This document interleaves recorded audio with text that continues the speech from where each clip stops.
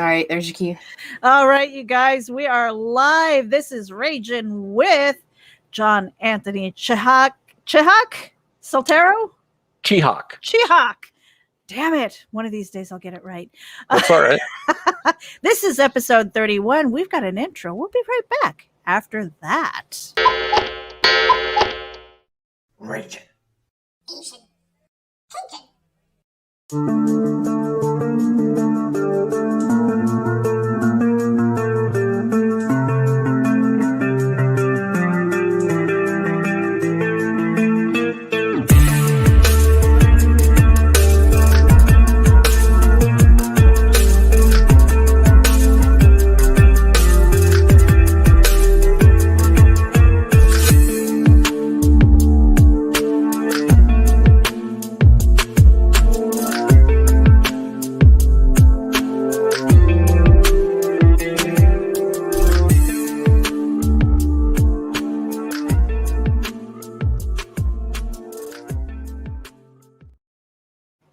Hey, you guys, welcome to Ragin' With, and we appreciate you for tuning in. Make sure that you hit the subscribe button wherever it is you are tuning in from. We are simulcasting to Comics and More New Jersey, Indie Volt, Ragin', and Geek Insider. Hit the button!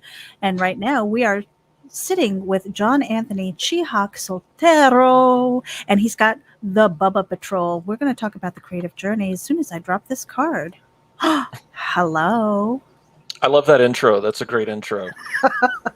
I have to tell you, that intro has scared some people. Version. The one with I'm guessing it's your husband with your shocked face and his stomach kind of reminded me of Bert Kreischer. Yeah, we've had to put a little disclaimer on it with some of our guests because you can see them on the bottom. I call it the green room. And some of them, their eyes just got wider and wider as they went. And they're like, oh my God, what kind of show am I on? Yeah. We haven't lost guests yet. Was that you guys doing like a hot pepper challenge or a chicken wing challenge? Okay. Oh, nice. we did the Carolina Reapers. Oh yeah. Yes. I kicked her ass. She did. Have you ever done that, John? No, I'm a big fan of spicy foods. I make some pretty bomb ass green chili salsa, but I've never had one of those or the ghost peppers. I think the hottest I've done is like habaneros. Yeah. Yeah. Let me tell you. So we did this challenge and they were the dried, the dried Carolina Reapers, and she was going. And I think I had her, but then I showed a moment of weakness, and then that was it. Then she had me, and she's like, like this, and no, it was bad. It was bad. And you know what? When there's a fight on, okay, and the person turns pale, that means all of the adrenaline and all of the blood is going to their fists. They're ready to fight, right? Yeah, that's what she did. I was like, oh, I'm done. That was it. I threw in the towel. But we're not here to talk about chilies. No. We're here to talk about the Bubba Patrol. John Anthony, please introduce yourself to our guests. I am John Anthony Chihak Soltero. I am the creator of the Bubba Patrol, along with a couple of other comic books, including Euthanasia and Fuzzy Face, all of which star Agnew J. Pennyworth, the little guy with the dreadlocks and the Captain America costume on the cover. He is in every single project that I do.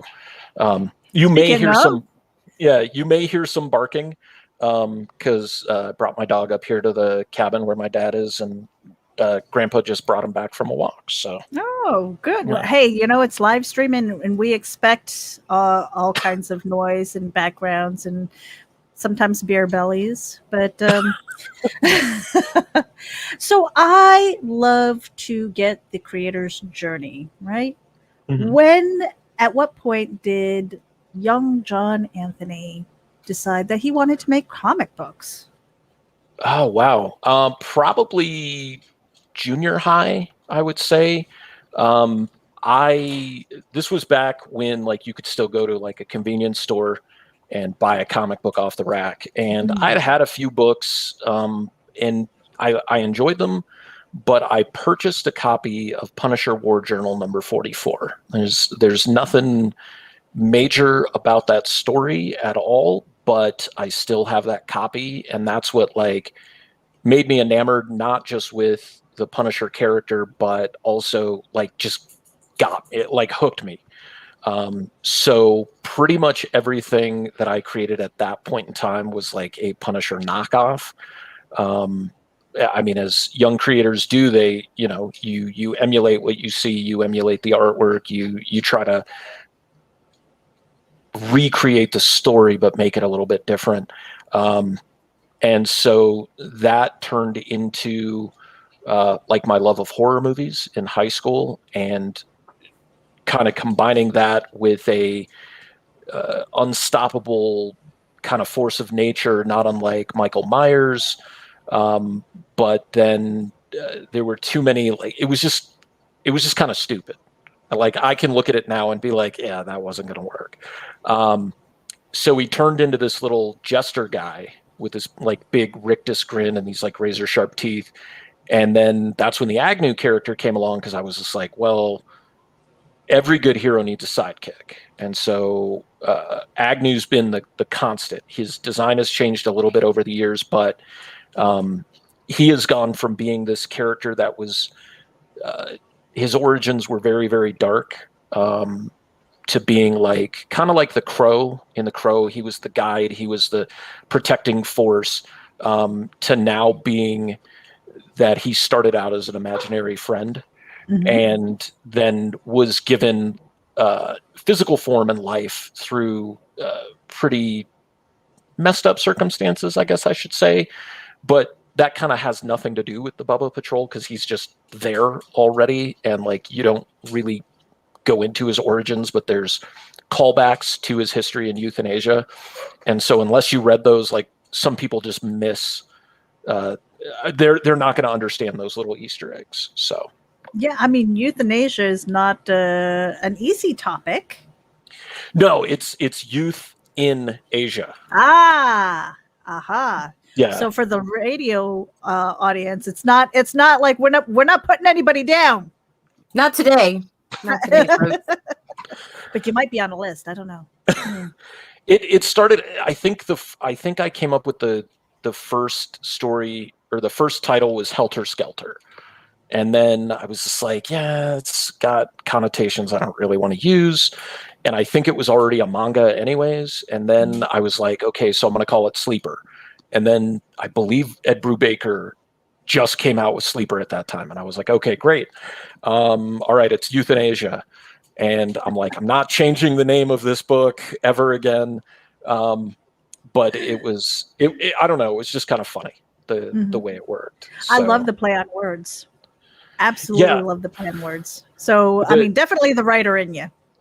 The tagline to it was, it's got nothing to do with youth. It's got nothing to do with Asia. It has everything to do with youth in Asia. Even though, like, they live in a fictionalized conglomeration of like my hometown of Tucson and San Francisco. Like, there's like, I mean, okay, there's not. What were you smoking at the time? I was what was I was like 18, 19 years old. I was like stone sober at that point in time in my life. So I just psych meds. I don't. That and a healthy imagination. Adderall and antidepressants, Meredith. Damn, mind your business.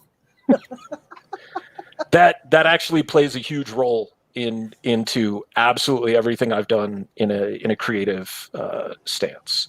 Oh, please tell us about that, because we love talking about that. I think it helps other people, a lot of people. Yeah. So I've always had. I like back in the day, you called it emotional problems, I got bullied a lot in junior high and high school. That turned me into, and I'm not proud to say it, turned me into a bully as well. And I got a lot of trouble in school. Between junior high and high school, I was kicked out every year for at least one day. And so there was a lot of just like pathos that I was trying to deal with. Come here, buddy. If you're gonna bark, then we're gonna pick you up. This is Grayson. Hello. Hey, Grayson. He is one of the stars of the Bubba Patrol. You got stuff on your face. That's okay.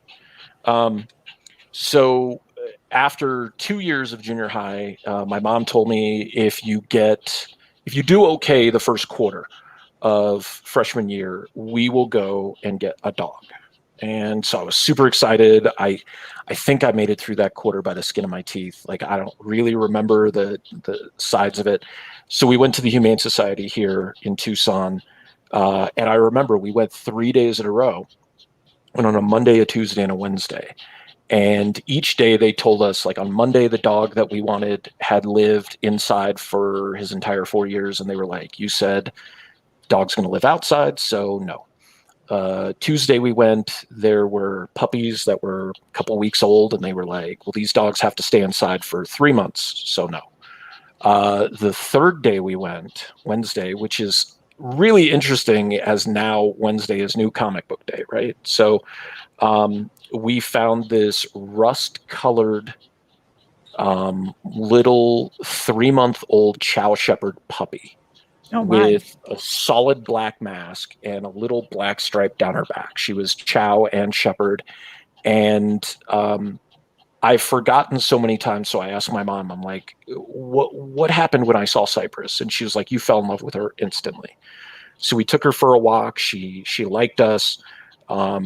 We came back and got her the next day because, you know, they had to do all the surgeries and stuff and the shots. So she was my best friend through high school. My best friend that saw me through high school, saw me through a lot of really rough times in my life, got to see me graduate college, see me put out my first couple of issues of Euthanasia. And then, as the story goes, she's the first Bubba. So she's like the Captain America of this team, which is why she wears the star on her chest. And she was with me for almost 16 years. And it was really hard to let her go because she probably had cancer. We don't know specifically. They never did surgeries or biopsy, but she lost a ton of weight. And, you know, she was 16. So I had to make that decision. And I told everybody in the house, I was just like, she's my dog. I have to do this. And that was probably the single hardest decision I ever had to make in my life. And sometimes I still question it. And the interesting thing was, as sad as I was, the very next day, me and my girlfriend watched the movie Powder. I don't know if you guys remember that movie at all. I love that movie. So, like, right at the very end of the movie, when he runs out to the field and he bursts into energy, like, the waterworks just started, because it made me realize she's not gone. Like energy, once it's created, can't be destroyed, right? Like, science has proven that. So it changes form, it changes opacities, like, it does all these different things, but energy is always there once it's been created. And so I was like weeping openly because I was so happy to know, like, she's not really gone. Like, that physical form is gone, but, like, she's not gone. And it was a couple more years before I thought of making the Bubba Patrol. And then after that, it was like 5 years before I did that, because I started dealing with a lot of more personal issues, more depression, anxiety, developed a pretty bad drinking problem that put everything on hold. And in 2017, I finally said enough. I was a year sober at that point. I had just quit drinking, or not just quit drinking, I had just quit smoking too. So I wrote the script. And for years I was just like, is this going to be a children's book? Is this going to be a comic book? Because I know how hard it is to create a comic book and how time consuming it is for me specifically. So I wrote the script, printed it, put it on my desk, and I'm like, you can't ignore it anymore. And for like a month, it just sat there and nothing happened. And on not July 4th, Memorial Day weekend, the 27th of May, 2017, I left to go get a tattoo.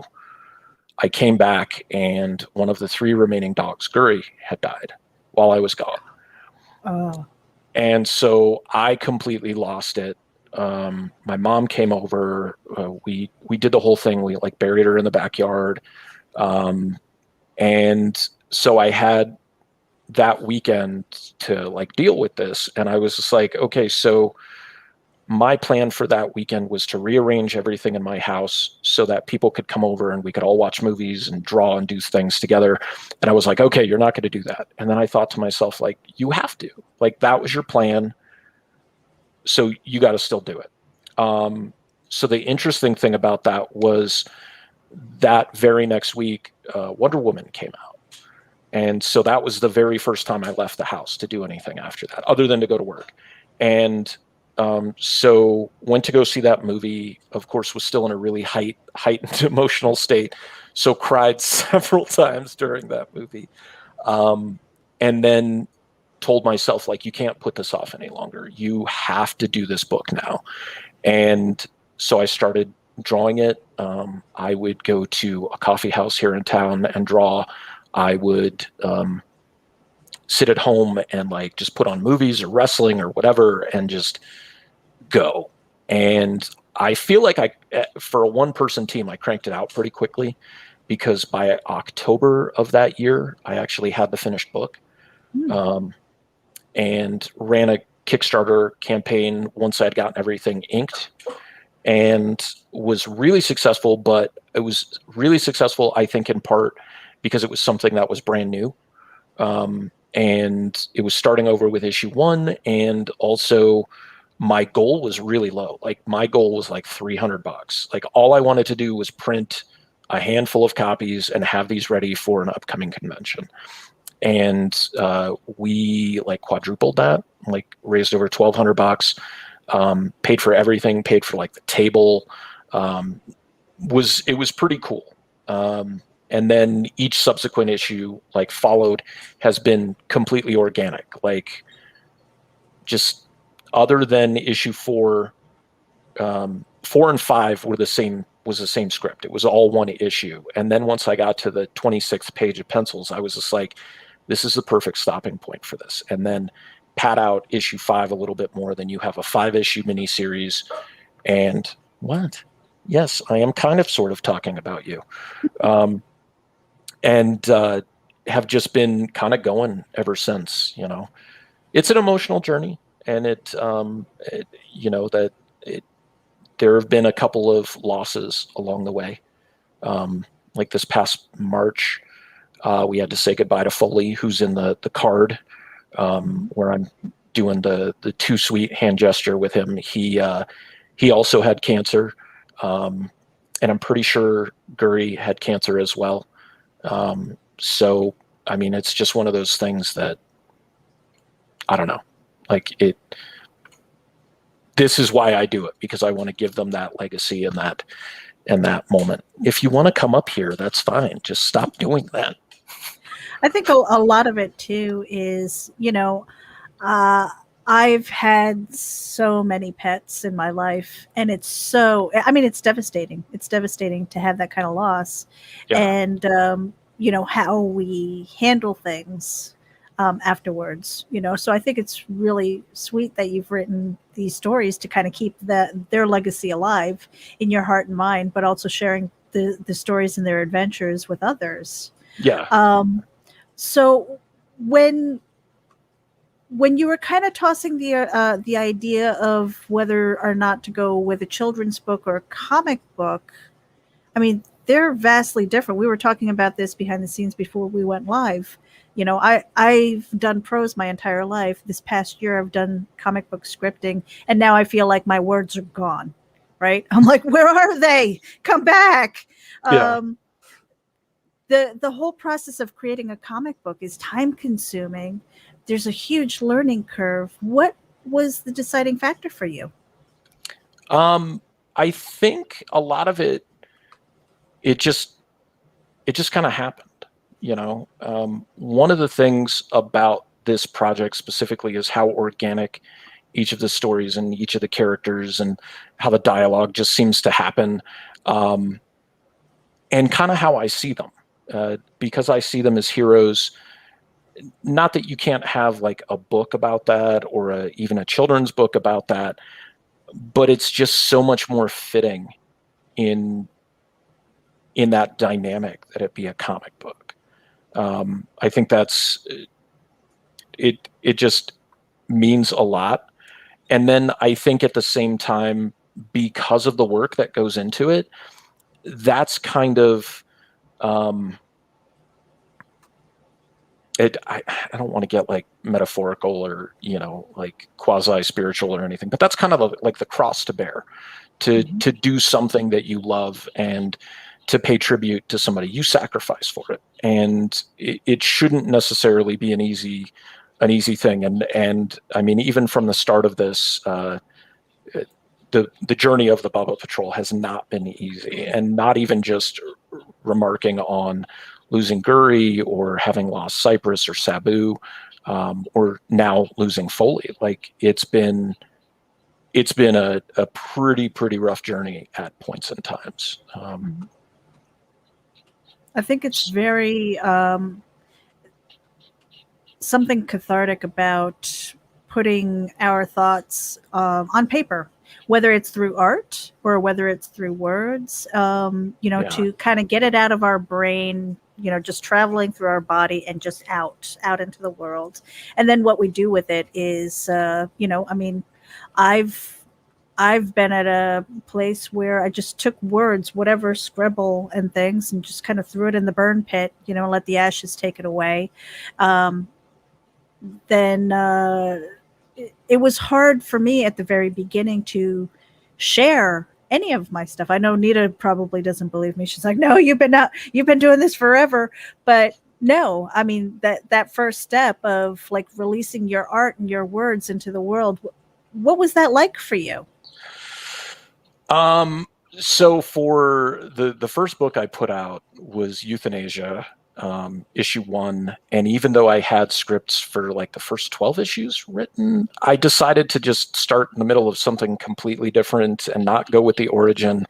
Cause I thought it'd be more exciting. Like, I'm just like, you start in the middle of the story. This is going to be like go time for people. But it was so niche that, so it's a super powered vigilante, who, I mean, at the time, was wearing like big baggy Jenkos and like, baggy shirts. And I'm like, well, what is he going to do for money?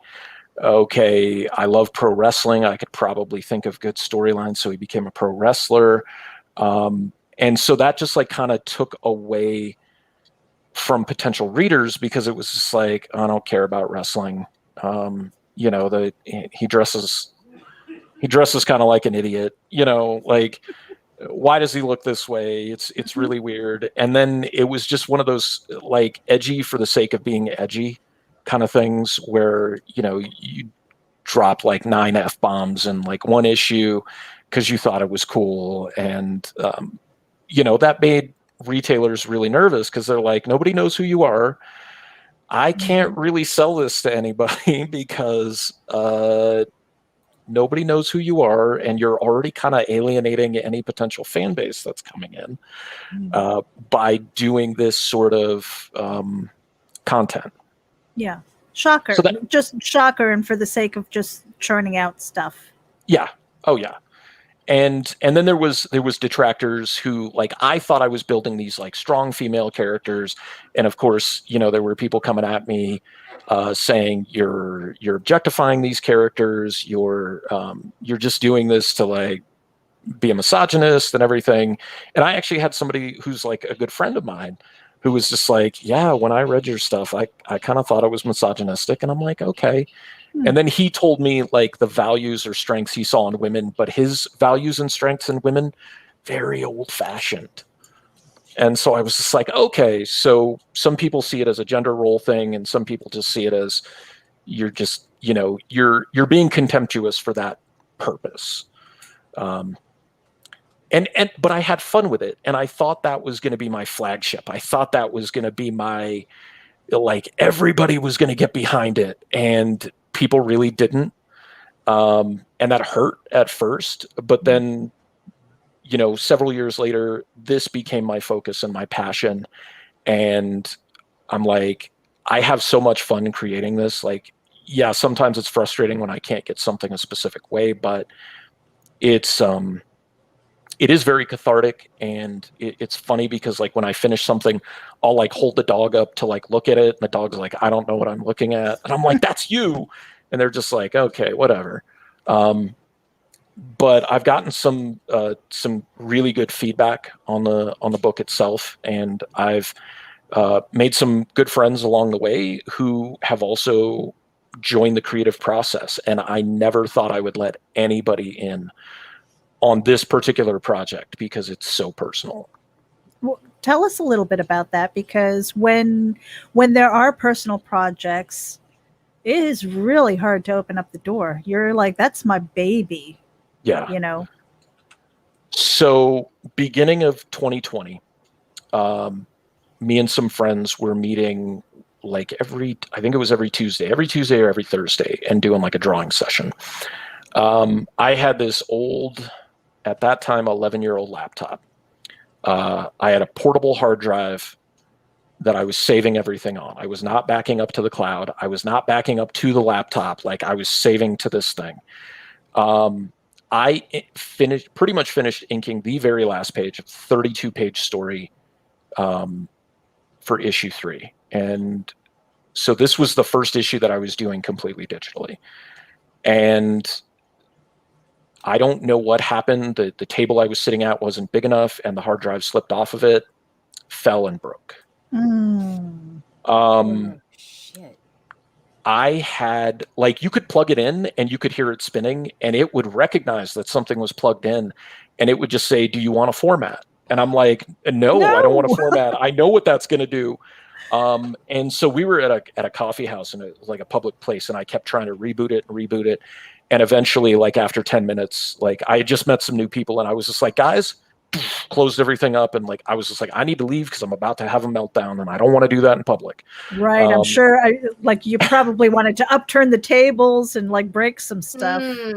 I was so lost at that point. I thought that was it. I was just like, there's no way for me to recreate this. This was Cypress's origin story. And so this was me telling what makes her special, like how she, metaphor for how she saved my life, and how she became this legend who's now training these dogs.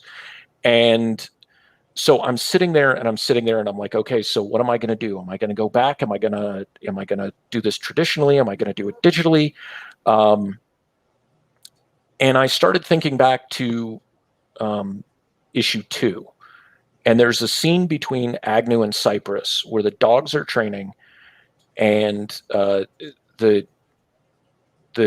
Gurry and Foley both let out their sonic bark together, and they shatter this big, it looks like a giant ceiling fan, but it's like in their danger room, their obstacles, and it shatters to pieces, and Agnew slams his head into like the control console.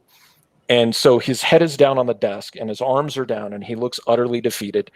And Cypress is like, what's wrong? And he goes, it took me a week to build that thing. And Cypress is like, and you did a magnificent job. And she goes, they're doing very well for their first training session together. And he was just like, he was so frustrated by losing something that he had worked that hard on.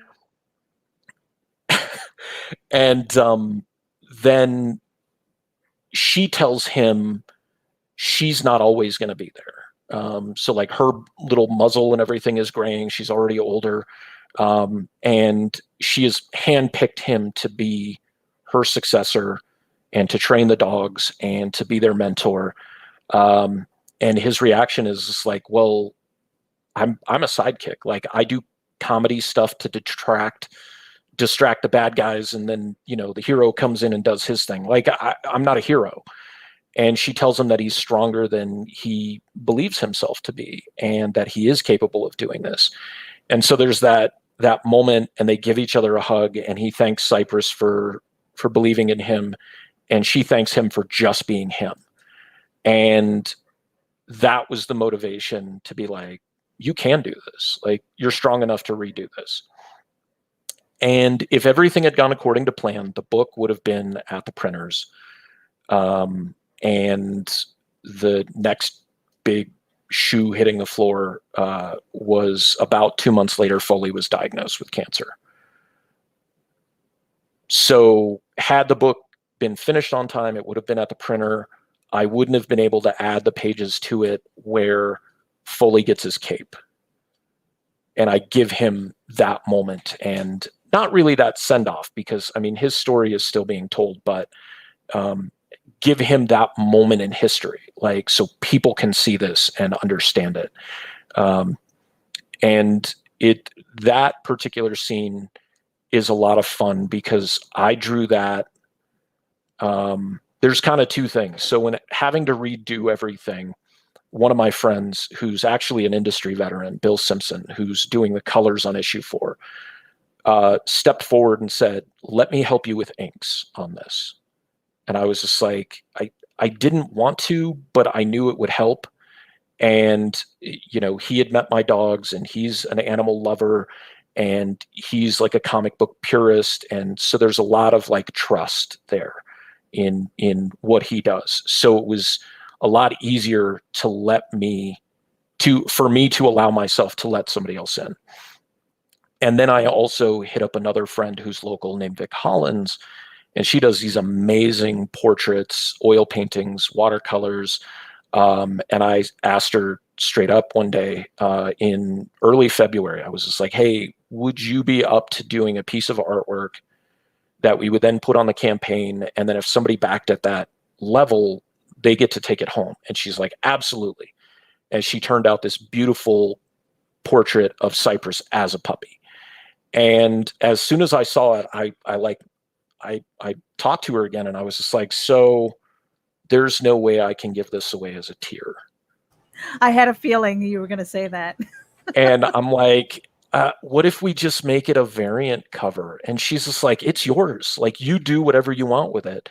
And so I was just like, "Okay, are you sure?" And like, we just moved forward from there. And Bill did about a quarter of the inks for that book. And during the process of that book, I went from 32 pages to 40 pages. So I added 8 pages, obviously, but I added these like fun story elements where I got to put in friends, and I got to put in the scene with Foley. And the scene with Foley plays out where Agnew, like, they call all the dogs up to the control room, and they're sitting there and talking. And Agnew goes to take out the costumes, and you see some of them in the background, but he takes out the cape and he holds it out to Foley, who sniffs it, and then he unfolds it and shows it to him, and Foley gets all excited, and he drapes it around his shoulders, and he ties it on, and he puts the big safety pin in place, and Foley sits there and he puffs out his little chest, and he looks really proud. And then you pull back and you see all the characters, like, that's his moment. And so after I drew that, I asked my sister if her mother-in-law would be interested, if she thought she might be interested in making capes for the dogs. And this woman is not a professional seamstress, but she made my sister's wedding dress. She made princess dresses for her granddaughter. She has made like winter coats and raincoats and stuff like that for my sister's dog, who's this mammoth greyhound. So it's like, it's way different than my dogs, who are like yay big. And she was like, "Absolutely, you know, send me the designs, get me these measurements. What fabric do you want?" And I took care of everything. And the packages arrived, and I took it home, and I was going to show my mom because I had it shipped to my mom's house. And my mom's like, "No, the dogs need to see it first." So I took it home, and I opened up the package, and Foley right away knew something major was, yeah, he knew it was big. And so he's sitting there, but he's like getting, like, he didn't want to sit still because he's like, "What's in there?" And so I took it out, and I took his out first, and it played out exactly like the scene in the comics, except substitute me for Agnew. And I held it out for him, and he sniffed it, and then I unfolded it. We didn't have the safety pins at that moment, but I draped it around him and tied it in place, and he sat there, and he puffed out his little chest, and he had this big smile on his face. And part of me regrets not like setting up a camera to get that moment, but part of me is really grateful I didn't, because then that's mine. Like nobody else knows that. Like I can tell people, but nobody else will ever see that. And as time went on, and working on these issues and finishing issue 3 and sending it to the printer and getting it back and being able to show the world that this was his moment, and talking about the journey for that specific issue. Now I back everything up multiple times. Like it's on this computer, it's on another portable hard drive. As soon as I finish like 2 pages of pencils or inks, they get transferred over. I need to save it to the cloud on Clip Studio too, but you know, that's a little different. And so as time got closer and Foley started going downhill, he lost like half of his body weight also. Oh. And he held on long enough for me to be ready to say goodbye. And the decision I had was, we did it at home so he could be with Grayson, so my mom could be there, so my sister could be there. And we put on his cape one last time. Mm-hmm. And he left the physical world as the hero I saw him as. And it's one of those things that I'll never forget. And I'm just grateful that he was that strong, that he waited. You know, he waited for me to be able to say goodbye, and I can never thank him enough for that. So the only thing I can do now is do this story and show like what he is, or who he is as a hero. Mm-hmm. And then it was actually Rogerio Rios, when I told the story on Friday, who was just like, is that on your campaign? And I'm like, no. And he goes, you need to make a video of you telling that story and put it on your campaign. And I'm like, you're right. And so I had to record it like 3 different times, because like I kept missing parts, but it's finally on there. It's finally on the campaign. It's all over my Facebook pages. So the whole book is dedicated to Foley, even though he's not the main focus of the book. So it's issue 4, and right underneath the 4 in like the tick, it says Foley in really small letters. And we did 2 special Foley covers. One you can only get through Facebook, and it's done by Bill Simpson, who homaged the Adam Hughes Legion of Superheroes with Supergirl on the asteroid and her hair's like flowing back. And he sent me a really quick sketch, and he like texted it to me, and I knew right away what it was. I was like, that's going to look amazing. And I was just like, the only thing I need to ask is that you draw it physically. You can color it digitally, but I need a physical copy because that's going up on the wall. And he's like, okay. And then I commissioned Vic Hollins to come back and do another cover. And this one's Foley and Grayson as they appeared in their calendar shoot for 2021, in their costumes and their capes, like coming out of the portal. So, and that one's the exclusive for the Indiegogo campaign. So very cool. Well, we're going to take a real quick break. And for anybody who's tuning in, we thank you. Make sure that you hit the subscribe button wherever it is you're tuning in from. We are simulcasting to Comics and More New Jersey, Indie Volt, Geek Insider, as well as RAGIN AVC. And wherever it is you're tuning in from, make sure you check out the show notes, because we've got John's links to his social media as well as his campaign on Indiegogo. That is the Bubba Patrol issue 4. We'll be right back after this. Hey there, this is Meredith Loughran with RAGIN. And I wanted to let you know that we encourage and promote independent creators and their projects through organic interaction, consultations, and more. Visit Nita and me at RAGINAVC.com for details and contact information. Hit the button.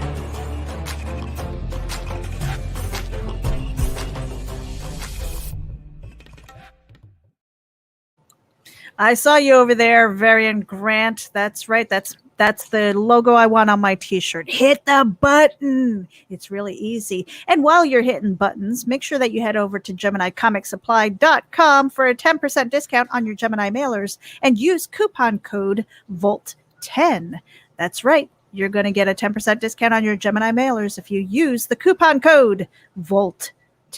Thank you, Indie Volt and Varian Grant, for supplying that. Right now, we are sitting with John Anthony Chihak Soltero, episode 31 with RAGIN. Here we go.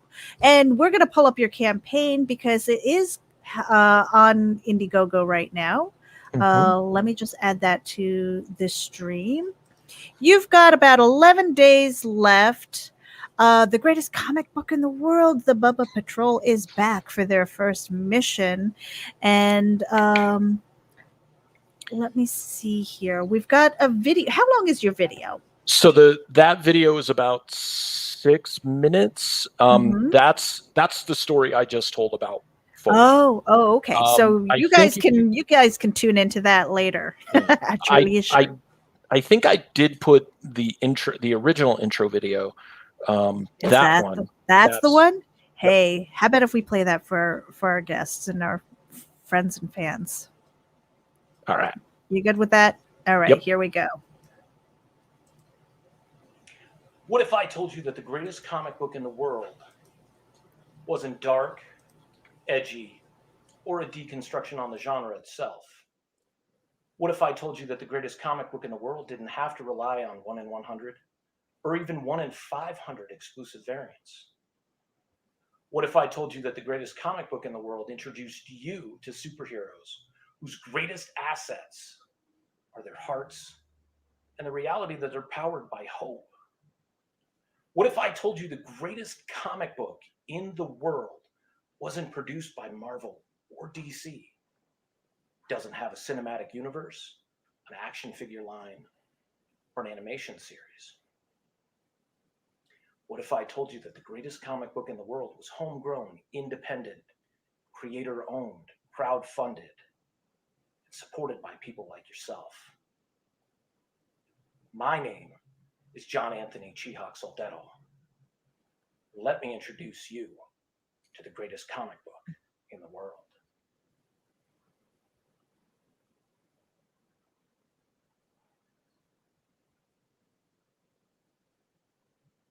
And then it just holds there for like 10 seconds. So. Okay, there we go. Let me see. Did you just rickroll me? Oh my God, Meredith. What happened? It was the Rick Astley popped up as like the next suggested video.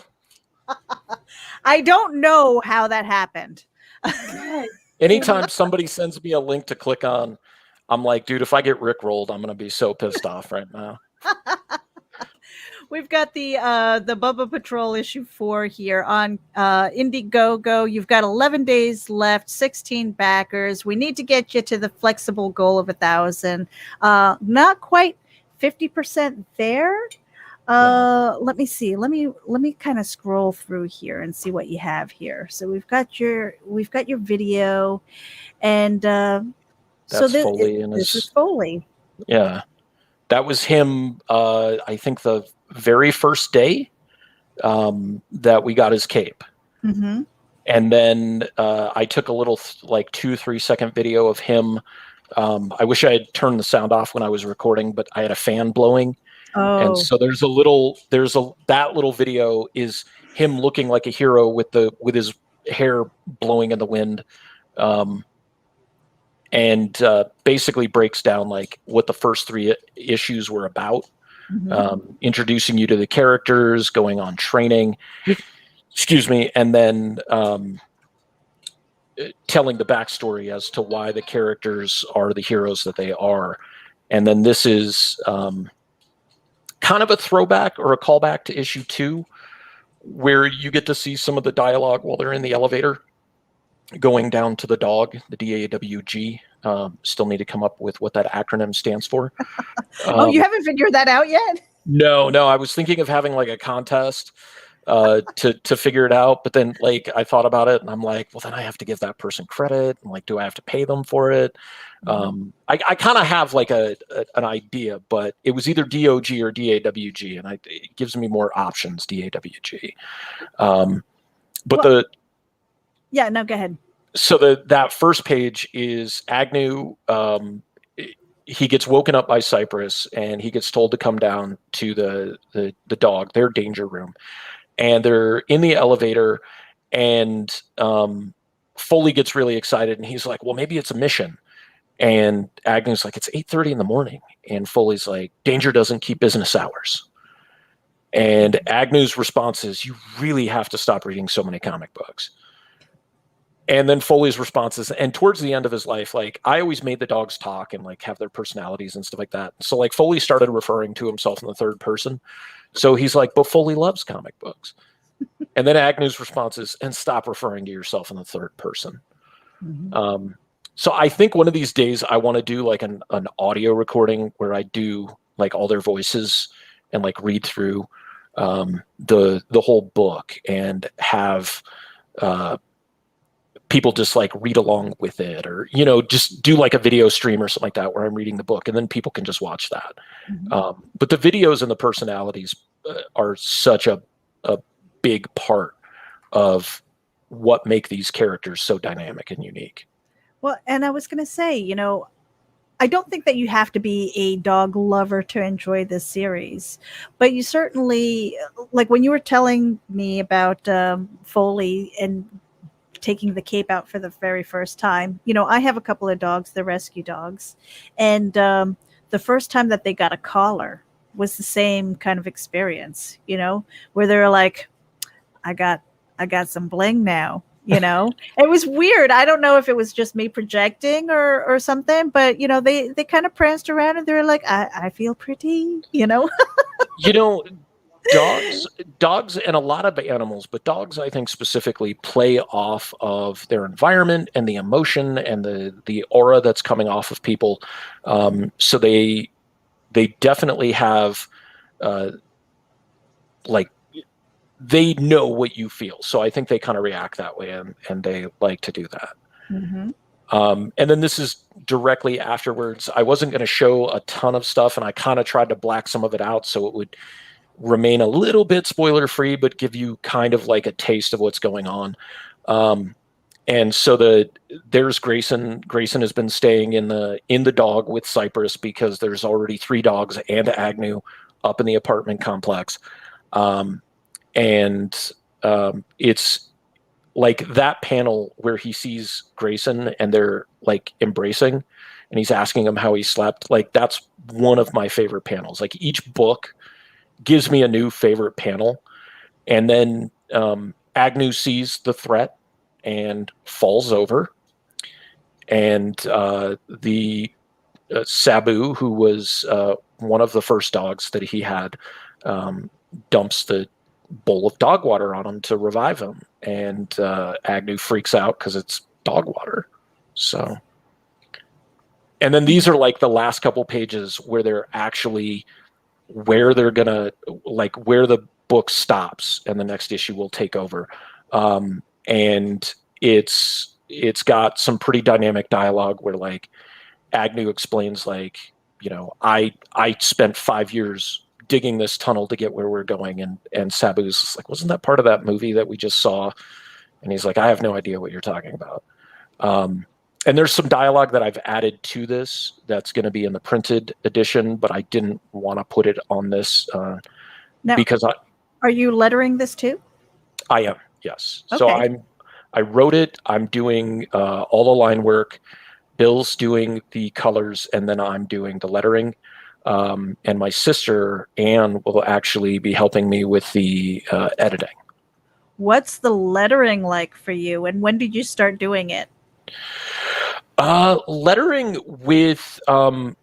used to be a lot more challenging when I was using Adobe products. because I would letter.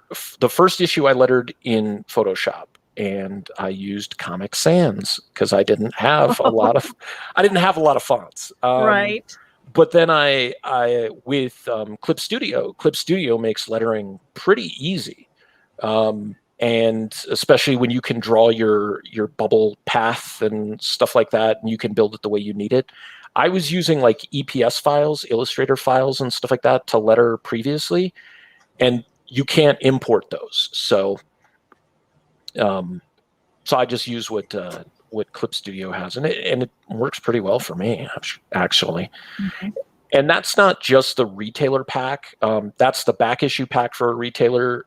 If retailers back, they can add retailer packs for $5, and it's $12 retail.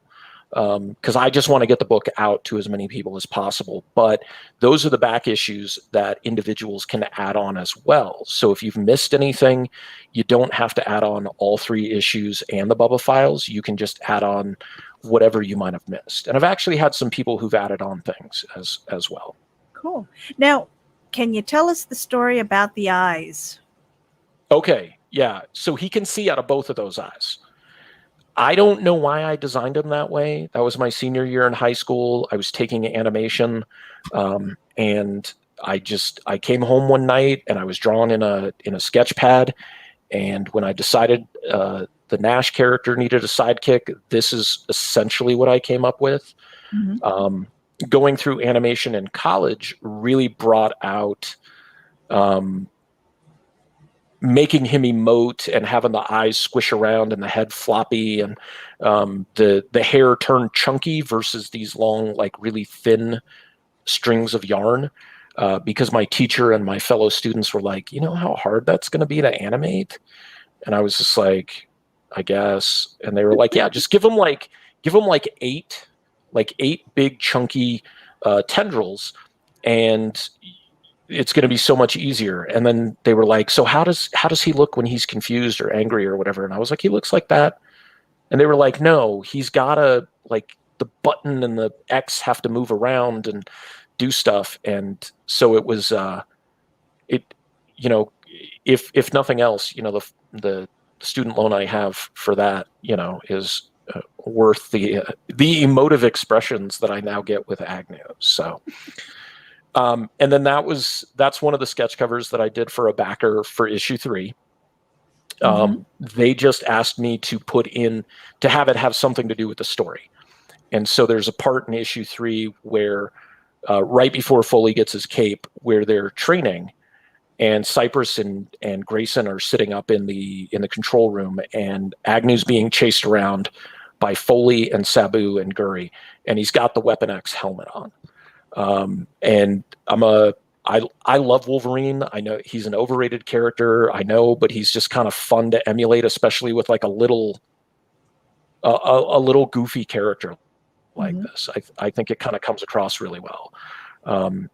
And so that particular tier, the rescue dog tier, that gets you absolutely everything as a collector. You're going to get like the A cover.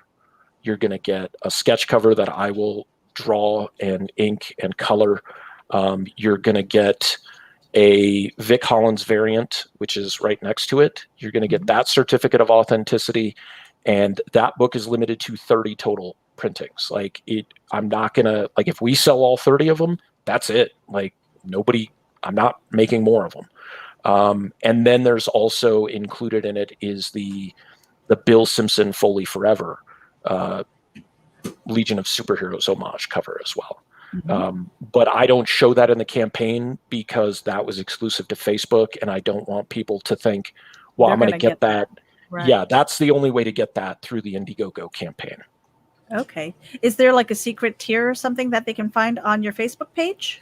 Yeah, if they go to the Bubba Patrol page, they can just DM me directly. The Foley Forever tier is $50. It's also limited to just 30 copies. I made 20 spaces available for it, but you get a regular A cover as well. It's going to be a non-trade dress cover, so it's just this beautiful image that Bill did. It'll have a little number plate on the back of it that will be individually numbered. It'll also come with a COA, yeah, it's easily one of the most fun images that I think I've seen. And when we opened up the Facebook campaign in May, sold like half of them like right away. Cool. For people who love the book, but also people who are friends with Bill and wanted to have like his specific cover. Cover stock will be a little bit different, as will the interiors, because and I don't know if I mentioned this, the Bubba Patrol is done on newsprint. Like, that's like a throwback to the Silver Age. I love the way it feels. I love the way it absorbs color. And as strange as some people might think, like when you open it up, I love the way it smells. And I think that's pretty huge. And it seems to have the newspaper print seems to be coming back into fashion. yeah, So that's kind of cool. And it's weird. Somebody, I forget who said it, that you could almost tell the printer by the smell of their ink and their paper. some of them, yeah. Mm-hmm. So the printer will only do like the newsprint interiors with the A cover, and then I got to go through another printer, so the interior pages will be a slightly different paper stock. Mm-hmm. But with a lot of because this isn't on demand, I'm doing it offset. So with the offset printing, you have to run so many copies. Right. And so I was working with Alterna Comics previously because they had a printing partnership program. And I'm not sure if it has to do with COVID. I'm not sure what the issue is, but they posted that they're not taking any new submissions for that program because the printer is just having such a hard time meeting deadlines. I think that from what I've heard, that there is also a paper shortage. So there are a lot of places that are either jacking up their prices, or a lot of the print runs have had to wait. Yeah. And I respect them for not like just putting somebody in a queue and then it's just like, it might be 2 years before you get your book back. Right.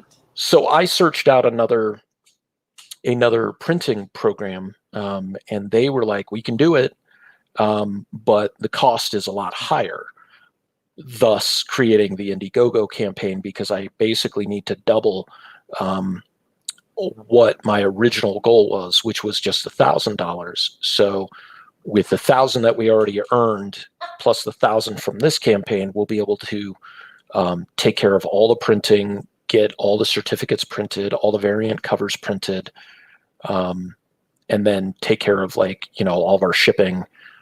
Just picked up a bunch of Gemini mailers using Volt 10 so that I can safely ship out all my books to all my backers. And I run a show on the weekends where I sell comics too, so it's going to be really nice to have those, and I'll feel like way more professional and organized and everything too. So, well, John Anthony, we only have a couple more minutes left. Tell us a bit about your show and where people can find you. So I'm all over the place. I'm on Facebook. I'm on YouTube. If you just look up John Anthony Chihak Soltero, pretty much anywhere, you're going to find me. The show I do on Saturdays, I do on my non-con, the online comic book page. I sell Bubba Patrol. I sell sketch covers I've done. I sell just regular comics as well. And basically, with a bunch of stuff that's happened recently, financially speaking, for myself, it's getting this campaign fully funded is going to ease a lot of stressors off my life. Plus, it's just going to produce one of the most fun comic books you've ever seen. So either look up the Bubba Patrol or John Anthony Chihak Soltero on Facebook, Instagram. I'm on Twitter as well. I just changed my username to JA Chihak Soltero. And yeah, just hit me up. I love interacting with people. We're doing retailer ads and just want to be able to support the community and get this book out to as many people as possible. And so we've got the Bubba Patrol issue 4.